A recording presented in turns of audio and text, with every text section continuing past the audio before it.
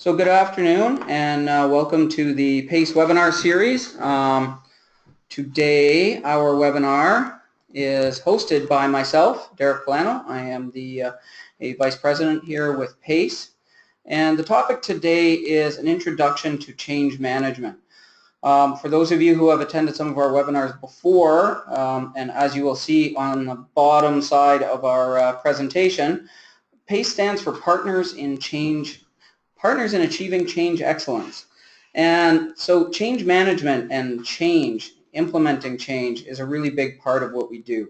But we realized that we haven't really had a webinar yet focused on change management. So today we decided, or not today, but we decided to do that today and share with you all a little bit of an introduction to change management. So with that, let's begin. All right, PACE's mission is to deliver practical solutions to as many organizations as possible, and many of those solutions institute change. So why are we talking about change today, and why is PACE so focused on change and change management? Well, we have a highly tailored turnkey approach to change management that we use in a number of industries and have used very successfully for many years in a number of industries. We specialize in Northern Ontario and international mining projects. We also have a real specialization in technology adoption, an area that we really need to focus change management efforts on in a number of the projects that we work with our clients on.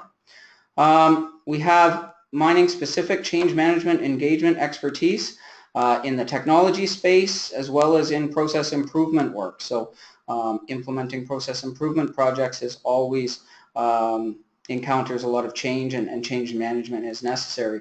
And we actually have some national awards in change management, 2 awards to be precise, the Canada Health Infoway Award and the Accreditation Best Practice Award.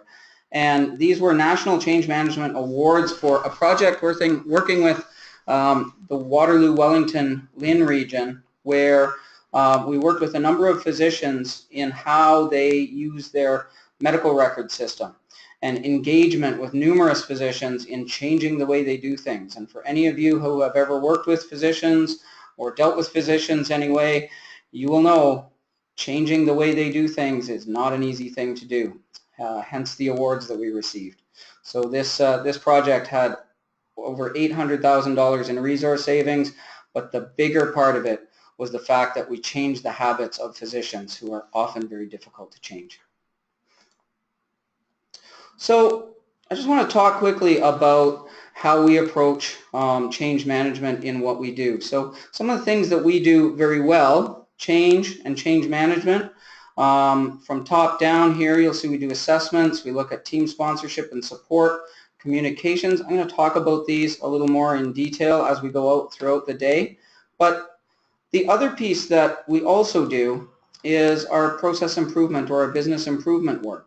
And so the success that we've had in business improvement is really because of our meshing of business improvement along with change management best practices. And this is actually the way we teach our business improvement, our lean and process productivity improvement classes. We incorporate those business improvement principles with good change management practices. And really it's the meshing of those 2 things together that allows for successful implementation of change within organizations.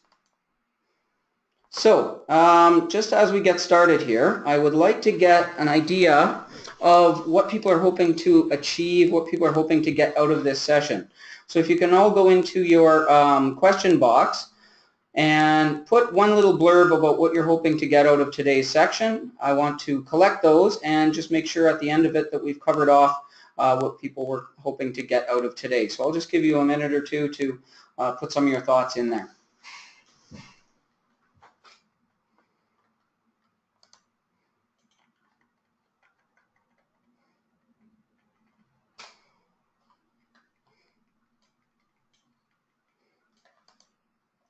Getting anything come in, Joanna? Yeah. Oh, there we go. Okay, so I'll rhyme a couple of these off as I see them. Supporting others to embrace change rather than reject it. That's great. Structured approach to change management. We will talk about that. Better understanding of how to change those organizations and individuals who are resistant. We will touch on that for sure today. All right. Better support staff as they move through stages of change. That's great. An understanding of foundational principles and approaches to change management. Support staff who are resistant to change, and some discussion of measurements in change management. Okay, that's great. I think we've got a lot of good stuff there, and I believe we will touch on all of that over the course of today. So we'll double back and take a look at that a little bit later and make sure that we've answered some of those questions for you. Okay, so let's start with understanding what change management is, or what change is, really, and what types of change are we talking about when we talk change management. So one definition of change is that change is any idea or action that challenges our current way of thinking or disrupts our usual way of doing things, causes us to think, feel, or behave differently as a result. And looking at that definition, you can understand why sometimes people are resistant to change. People don't generally like things that disrupt our usual way of doing things, right? Oftentimes when we do our training, I'll ask people to, after sitting in a seat for a couple of hours, get up and move to another seat. And just that simple little change sometimes is enough to make people get a little uncomfortable. So imagine when you're changing the way you've done something for many, many years. Another little example, ask people to take their watch, if they wear it on their left hand, and switch it over to their right hand. Try doing that, some of you, if you're sitting out there wearing a watch right now. It's very difficult. So disrupting people's usual way of doing things often creates uncomfortable feelings in people. And really what change management is about is trying to help people through those feelings so that they can react to that change and effectively deal with that organizational change, or whatever change that you are, I hate to use inflicting, but the change that you are inflicting upon people in your organization when you're changing processes or changing the way people do their work, right? So change management is really understanding how to work with people to effectively deal with that organizational change and the changes that they are facing, and really steps to help work them through that change so that they're better able to adapt and deal with the new reality that they're facing, the new way of doing things, right? So Stephen Hawking once said, intelligence is the ability to adapt to change. We all have intelligence and we all have the ability to adapt to change, but oftentimes it's very difficult for people. So the ability is there. Sometimes you just need some encouragement and some help through that change, and what we're going to do today is hopefully give you some ideas on how best to do that. All right, so one of the first things that I want to explain beyond what change management is how change management differs from project management, because they're very related, but two very different pieces of the implementation of a project. So project management really focuses on what are all the steps that you need to do to actually implement a new piece of work, a new piece of technology, a new piece of equipment, a new way of doing things, a new process, right? The project management side looks at really what are all those steps to make sure that that thing we're changing, that thing we're putting in place, gets done on time, on budget, and is up and working when it's supposed to be. Change management really focuses not on the what and not on the when, but really on the who and the how, and making sure that people understand why you're making the change, what's expected of them, how their world is going to change after you've implemented the project, after you've brought in that new piece of equipment or technology. What's going to change for them, and how is their work going to be impacted by that? Change management is really focusing on the people, right? So it's the people side of that implementation. And that's something that a lot of people overlook. And, you know, a lot of project managers and engineers and in a lot of different industries spend a lot of time focusing on how can we get this thing put in on time and on budget, and forget about the impact to people's lives. And that's where we come in. So that's the side of the implementation of change that we're going to be looking at today. So I've got a little question for you, because I know a lot of people have experienced this, and I want to get a sense from people. How many of you have implemented a new or a change in software or a program, whether an ERP system or some sort of software that you're using in your workplace, and not actually seen the results that you were expecting to see? The poll is open. We're going to give some time for people to respond to that, because I really want to get a sense of how many people have experienced this.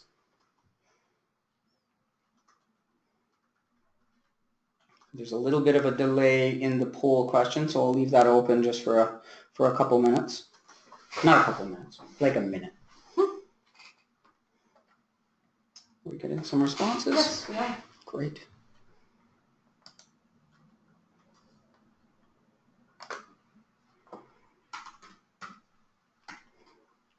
Okay, a couple more.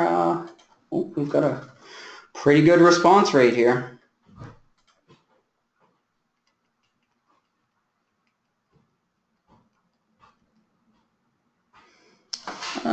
So we're looking at, can we share that? Yes. Oh. All right, so it looks like we've got a pretty good response rate, and it's showing me that about 83% of you have said that you have had this happen. You have implemented or changed software or some sort of program and not seen the results you were expecting. And this is quite common. And I use the software example because I think it's something that most people can relate to. A lot of organizations, especially bigger organizations, will come in and change systems, change ERP systems, change employee record systems, and oftentimes they're told, or they bring in the new software based on the belief that it's going to have a real positive impact to the way they do business. It's going to increase productivity. There's going to be all sorts of great things that happen as a result of this implementation of new software. And yet, more often than not, what I see in reality is that these businesses never really see the full return on the investment they've made. And this is what we're talking about today. What I want to share with you, and the one thing that I really want to hit home more than anything today, is that change management certainly is about people, and it's about helping people through change. But at the end of the day, it's really about dollars and cents, because most changes that are implemented within an organization are very costly. There's a lot of investment made in implementing a change. There's a lot of time put into implementing a new way of doing things. And if we don't get the results that we're looking for, that's all wasted. And change management really helps us ensure that we're getting the return on the investment we've made. We're seeing the results that we expect to see. And that's really our focus when we do change management within organizations and with the clients that we work with. So that's really what we're talking about today. Okay, so when is change management required? Well, the simple answer is whenever you're making a change. But more than that, really the important times that change management is really critical is when the adoption or buy-in of employees is critical to the success of the project. So when I say that, you know, there are certain changes you'll make that impact a very small number of people in a very minor way. Whether they actually buy into the change or not, it's still going to happen. Those are times when change management, although helpful in terms of getting people on board and just understanding what you're trying to do, is very useful. But when it's more critical is when your change is impacting a significant number of people, and the buy-in and adoption to that change by the employees is critical to the success and critical to getting your return on that investment. These are the times when change is most, or change management is most important. All right, and we have some assessments that we use with our clients to help assess the impact of a specific type of change on the employees. How many groups, how many employees is it impacting? What is the size of the impact to those different groups? So we can actually give you an assessment on the change that you're trying to implement and really what the size and importance of buy-in is to that change. So we'll talk about that a little bit more as we go on. So what types of changes are often the ones that require the most change management? Things like I mentioned before, implementing new technology, a new technology platform, using handheld technology when you used to use a pen and paper, introducing new automated equipment, CNC machines instead of old saws and things like that in manufacturing environments. Adopting new health and safety standards. I know in the mining sector and a lot of industrial sectors over the last number of years, they've really tried to improve their health and safety standards, and that's a significant change that requires adoption of people to make it really happen. And implementing new work processes. So a lot of the work that we do in business improvement, lean and implementing productivity improvements are resulting in a change in processes and a change in the way we expect people to do their work. And that's when change management is really significant and really important. People have to do things differently. It's impacting the way they work. You want to make sure that you're helping them adapt to that change as much as possible. So I'm going to show a couple slides here, and one in particular. This is some benchmarking data done by ProSci, which is one of the leaders in change management research and one of the methodologies of change management that we use in the work that we do. And it really points to the fact that based on their benchmarking data, there's a real significant and positive correlation between how effective the change management work was done on a project and the actual success or the probability of a successful implementation of a project.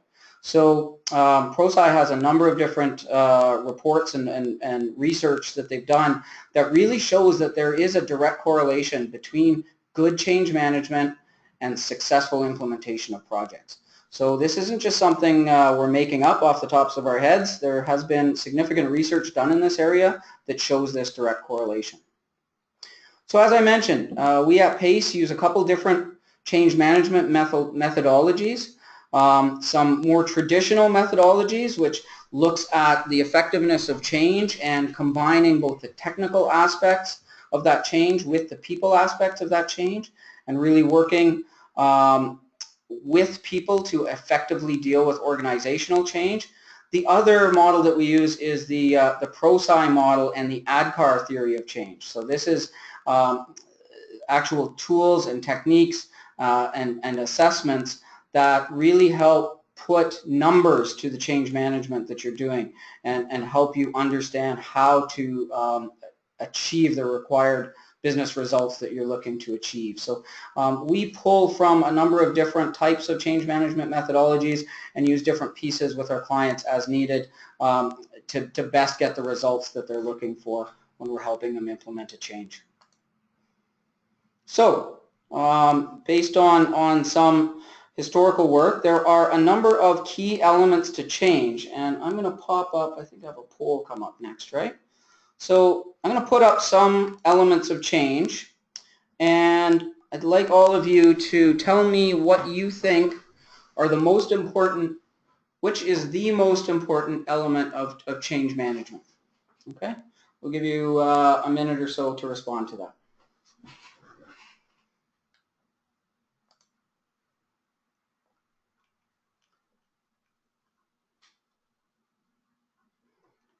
All right. 30% have voted. A bit of dispersion between the answers I'm seeing.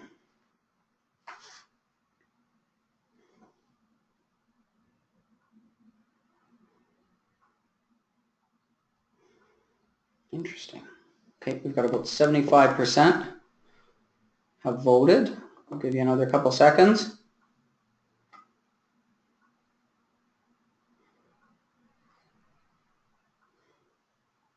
All right. Can we share the results here, Joanna? All right. So it looks like we've got a bit of a split: communication, employee engagement and participation, and active and visible leadership. Followed a little bit by a structured change management approach, which I believe is also very important, but these are actually all significant aspects of change management. Really, I will show you what the actual research has shown. But first, I'm going to talk about what some of the elements are. So those are some of the elements that we've shared with you. And really, that supportive leadership is one of the most critical, and the ProSci research shows that active and visible leadership is actually the #1 indicator of project success. Having leadership on board, showing their support for the change, explaining to people why the change is important, is really the #1 predictor of successful change implementation. So some other areas we're going to talk about a little bit: building the case, making sure people understand why the change is necessary in the first place; developing a vision of success. We're going to talk a little bit about managing resistance; effective communication, another key component, key element of successful change; defining a clear path, letting people know where you're going and how you're going to get there; and then looking at sustaining the change process and what are the supporting elements that you need to put in place to sustain that change. So we're going to talk briefly about each of these, and then we'll show you the full results of the ProSci research. So, supportive leadership behaviors, right? Having those leaders, as I mentioned, that are there, that are out in the workforce, showing people that they are supportive of the change, that are questioning the status quo, and are asking about how change is affecting people. Having that leadership support is critical to making sure that people want to buy into the change. If you have leaders who walk the talk and model the behaviors that you're trying to change in the rest of the workforce, it goes a long way to getting that buy-in and engagement from the rest of the workforce. So as mentioned, this is generally the most critical element, especially at the starting of a project, but also all the way through. Having that leadership support is critical in getting engagement from your workforce. All right, so what is the role of a leader in change management? Really, they're there to help people transition from the current state to the desired situation, and helping them identify what they need to move forward, and then providing the supports that they need. That's what leadership is there for in a change management project. And that active support will help with the implementation of the change in a very strong way. So when we talk about building the case, oftentimes you need to explain to people why there's a need for change. The world that we work in today, and the world that we live in today, change is all around us. Things are changing at a rapid pace, and oftentimes people don't really see what the need for change is. They've had so many changes in their workplace in the last year, 2 years, 3 years, that they start to wonder, why are we changing again? Are we changing just for the sake of change? So one of the key elements of successful change is building that case, showing people why the change is necessary, helping people understand, what's going to happen if we make this change successfully and we work a different way in the future. What are the benefits to the organization of doing that? And oftentimes you also need to explain what the downside is. What's going to happen if we don't change, right? And oftentimes that's even more compelling than the how good are things going to be when we do change. Oftentimes organizations that we work with are in a position where if they don't change, they're going to have a real hard time being competitive in the future.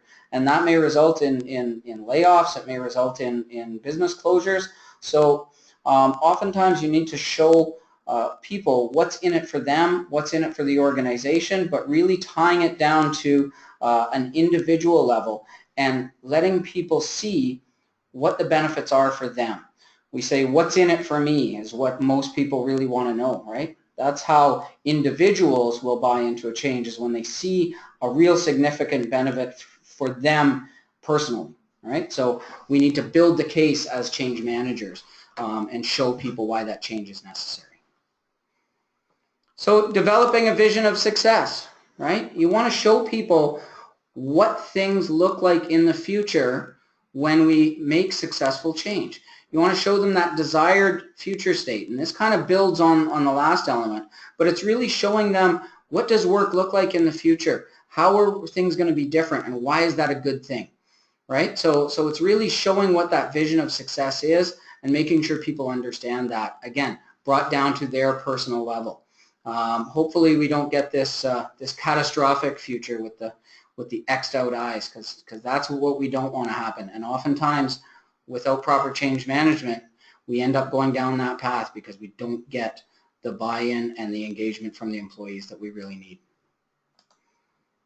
Okay, so part of developing that clear vision is it actually clear? Can you explain to people what that looks like? Is it compelling, right? It's got to be compelling, and people need to understand, again, what's in it for me? What are the most important aspects that are going to make me want to change the way I do things? Because I don't like changing the way I do things. Most people are like that. So they need to see what is in it for them, and get to feel what life is going to be like after the improvements have been made, and see that it's a better life than what they're living today, right?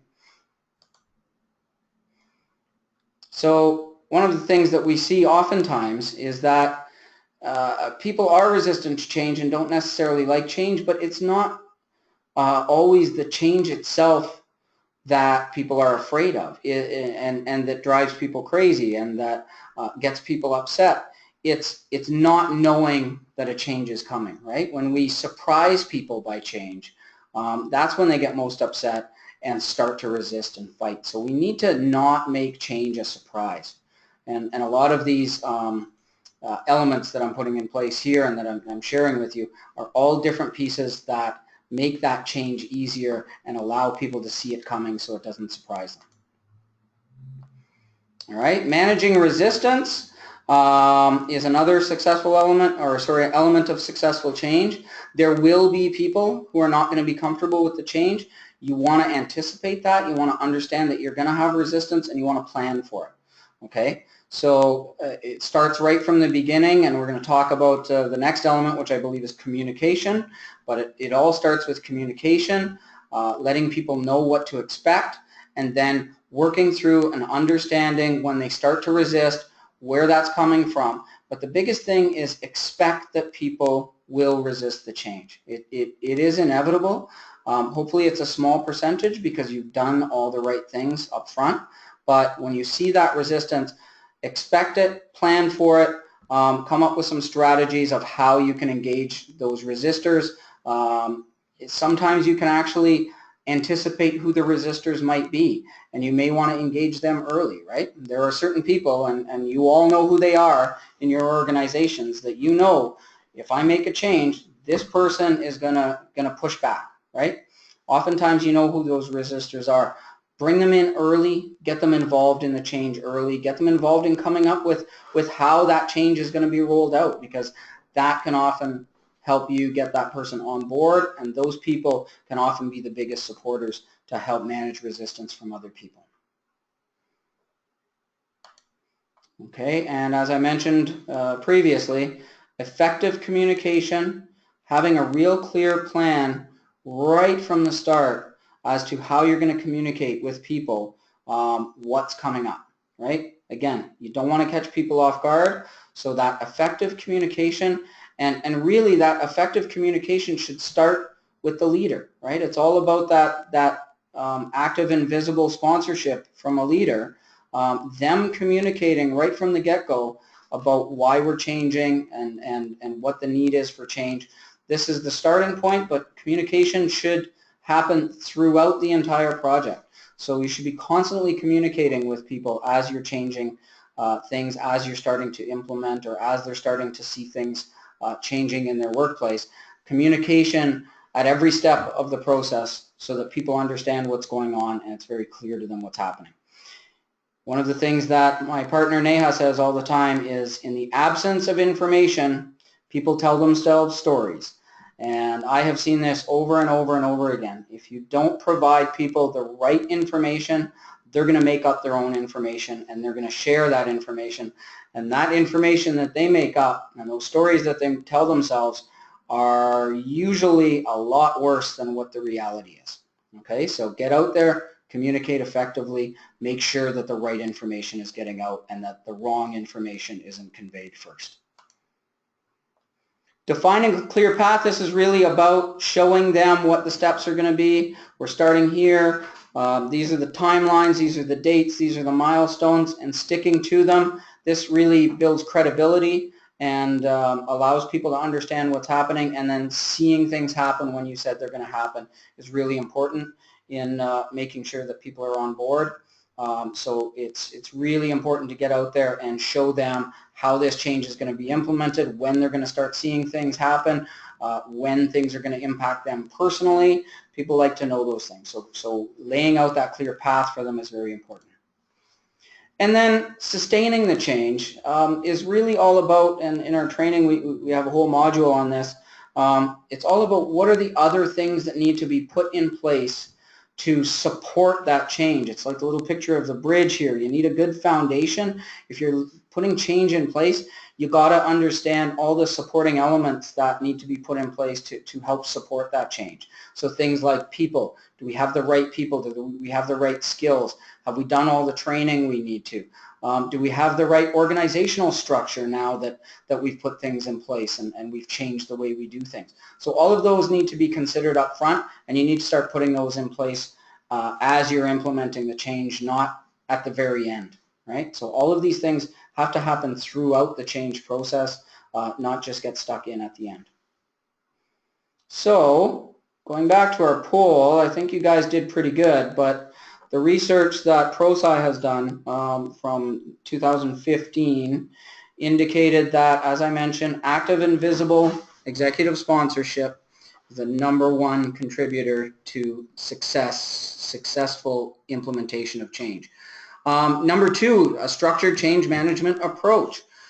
So having a plan to communicate, to do training, to do employee engagement is incredibly important and helps make sure that the implementation of change is going to be successful. So all the other things that we talked about in slightly different ways, integration and engagement with project management, employee engagement, so getting people on board and participating, that frequent and open communication, again, significantly important. And one thing that we see oftentimes, and that I would like to touch on, is middle management is often an area that gets left out of change, and it really, engaging middle managers in the change is significantly important in successfully implementing change, because they are the people who are connected with the workforce, and if they don't believe in what you're doing, that messaging just falls apart. If they're not showing their support for the change, the frontline people are going to have a real hard time getting on board. So one thing to keep in mind is just making sure that in any change, you keep those middle managers informed, you keep them engaged, and you let them participate in the change rollout. Oh, I have a question here. Last one. Points 1 to 5 all require good communication. Just saying. I agree. They all are, communication runs throughout all of these, so you can't do anything without communicating. So I agree. They are all tied to communication, so thanks for that. So again, we talked about bringing people on board, engaging the workforce. I like to identify people who I want to bring in as part of the change and be part of that, what we call the guiding coalition. And you want to get people on both sides, right? People who are influential, either because they're early adopters of change, and they like to do things differently, and they have a real enthusiasm, or even those people who often resist change but are very influential with their colleagues, and can drag change effort down if they don't get on board. So I like to always pull people from both sides to get them involved early, to try to get people with differing opinions to be involved in the change, so that you understand what other people are going to feel. And if you can get these people empowered and leading the change, the rest of your workforce will generally follow. All right, so that's one of the key elements that we've found in successful change.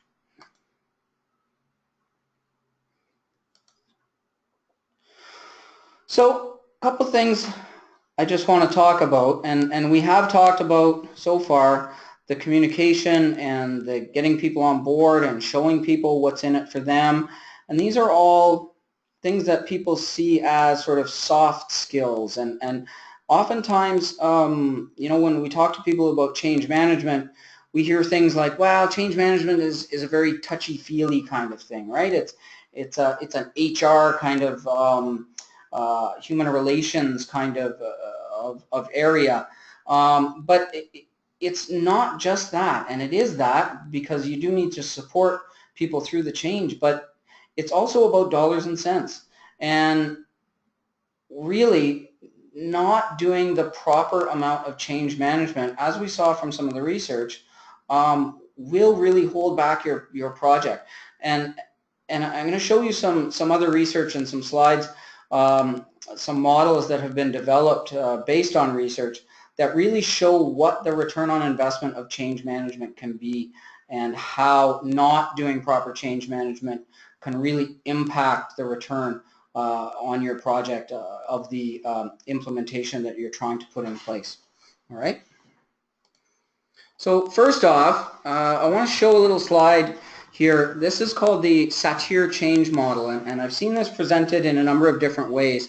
But really, what this is trying to show is your current state is sort of flat. You're doing whatever you're doing. You're using the current process or the current technology or software system.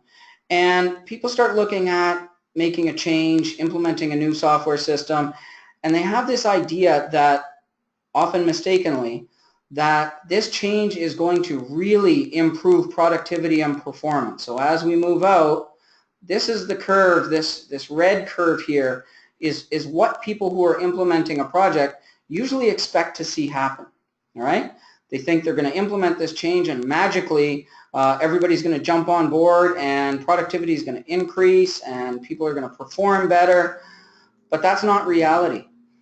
The reality is that there is almost always a productivity decrease after a productivity dip after change is implemented in an organization.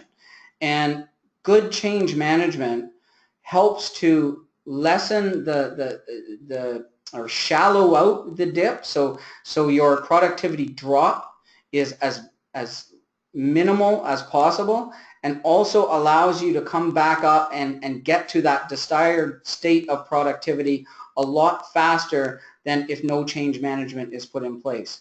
So this dark blue line is what actually happens in most cases without change management, a significant drop in productivity and a lengthy drop in productivity, adverse impact on performance, and oftentimes when this dip happens, people start to get scared. People start to get worried, and you actually oftentimes have people leaving organizations when this productivity dip happens. So what this dotted blue line shows, and you know, there are a number of different research projects that show this in reality, that dip is decreased, is lessened with effective change management, and getting back past the current performance level and into an improved performance generally happens earlier with change management put in place.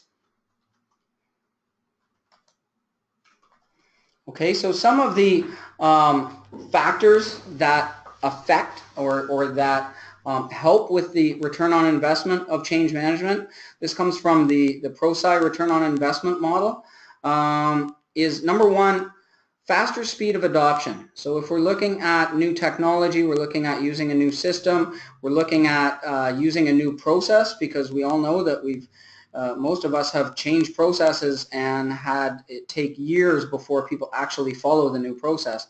But speed of adoption is increased or improved with proper change management.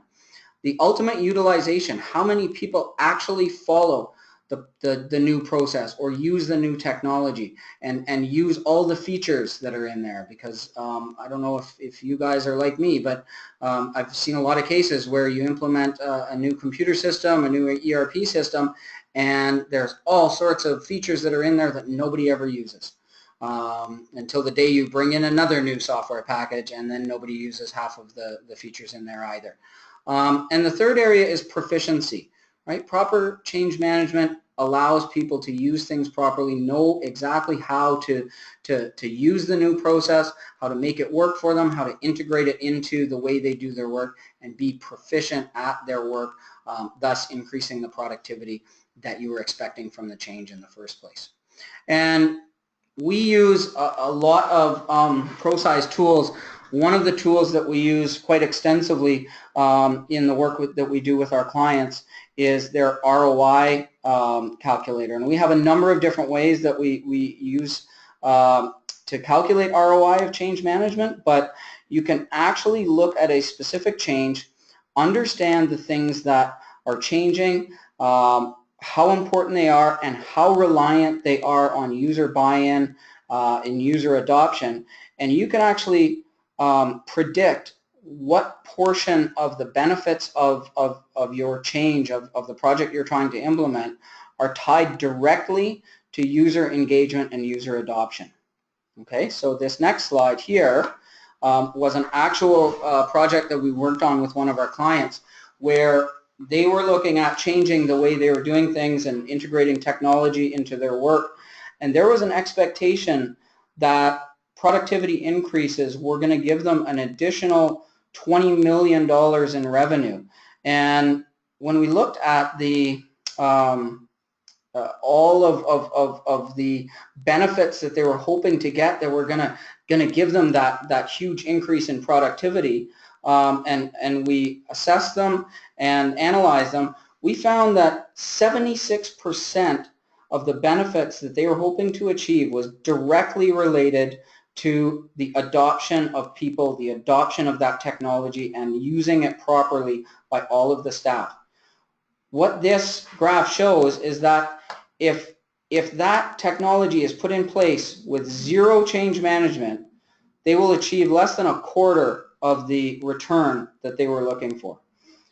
Successful change management is going to help them achieve the other 3/4 of the benefits that they're looking to achieve in this project. So really, it's not just about changing people's perspectives. It's not just about supporting people and being nice and showing people why it's good for them. It's really about getting that return on your investment and making sure that you're seeing the increases and the improvements in productivity or cost savings or what have you that you expect to see when you bring a change into your organization. Okay? So that's the majority of what I have to say today. The one thing that I really want to hit home with you is that, you know, a lot of people think they can just change the way people do things, run a good project, a successful implementation, put something in place and wipe their hands and walk away and expect that everybody's going to use it, everybody's going to do it properly. It's not that easy, okay? We can help support you through it, but you need to understand that change is hard. People will resist it, and in a lot of cases, that resistance will cost you money. So investing the time and effort in adequate change management up front and all the way through your project will really help you successfully implement change and see the return on investment that you are hoping to see out of any change that you implement. So, as I said, today was just an introduction to change management. There's a lot more to it, and we will probably do some other webinars down the road on different elements of change management. But today I just wanted to give you all a flavor for what we do and how we implement change management in the organizations that we work with. And hope you have a little bit of a different sense of the importance of change management in implementing the changes that you're trying to implement in your workplace. So with that, I will take a few questions, and as the questions are coming in, I will just share with you some of the things we have going on in the next little bit. So we are actually offering some discounts on change management assessments. As I mentioned, we can do a lot of assessments on how big an impact the change will be in your workplace and where you should focus your change management efforts. So we can certainly help, and I'd love to hear from you if anyone would like to get an assessment on an upcoming change in their organization. Okay. Yes, I had a comment here that sometimes it gets worse before it gets better. Yes, that's exactly what that graph that I was showing would indicate, that productivity often dips before you see that improvement, and generally the more successful your change management efforts are, the lower that dip is and the shorter that dip lasts. How did you calculate the change management return on investment? So this is a tool that we have that helps us calculate that, and it's really based on looking at all the different benefits that that people are expecting to see from a change, and ranking the importance of each one of those benefits, tying in values to them, how much value they're expecting to see, and rating kind of how important the adoption from users and employees is in achieving that result. So it really takes a whole bunch of different factors in and starts to put some real hard numbers to it. Okay. If there are any other questions, I am all ears. I can hopefully take a stab at answering them. All right. One other thing I wanted to share with you is we have our PACE Greenbelt, Lean Greenbelt training coming up again in Sudbury in November, and hopefully we will be moving this out across other regions as well shortly thereafter. We do incorporate, as I mentioned, a lot of change management work and training into our Greenbelt sessions as well, into our Greenbelt curriculum, and also provide one-on-one coaching, both in using lean tools and also successfully implementing change. We have another question that came up.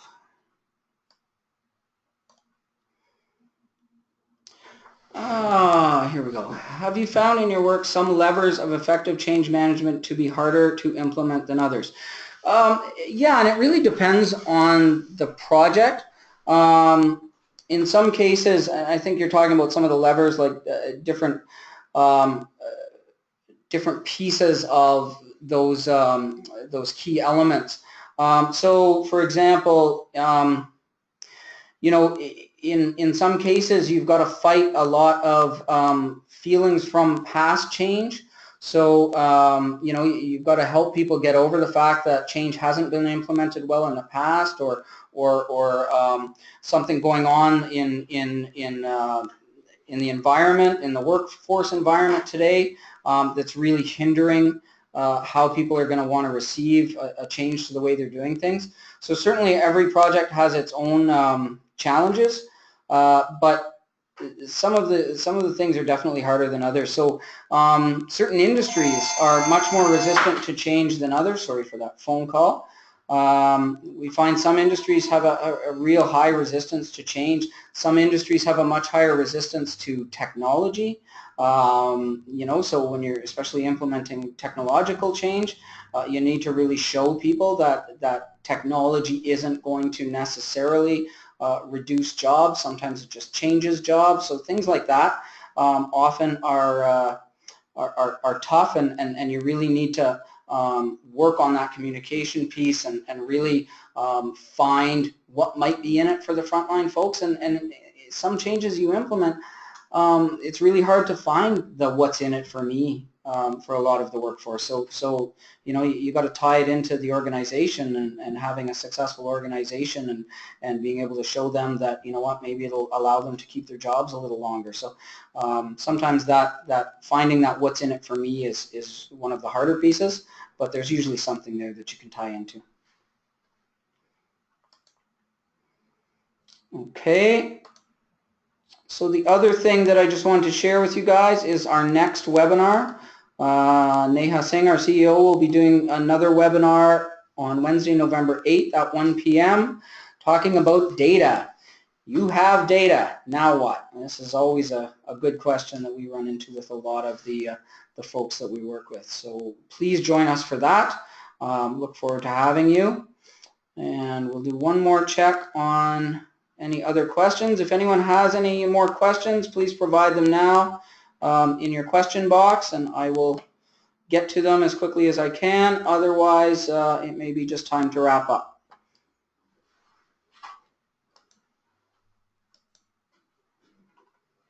And one more picture of me to close off with. Okay, so if there's no other questions, I'd just like to thank everybody for joining us today. I appreciate the input. I appreciate the polls, and I appreciate your time in joining us today. So thank you very much again. I hope that you all got something out of today, and that we met some of the objectives that you had provided us at the beginning of this session. I think we hit on most of them. So thank you all, and have a great day.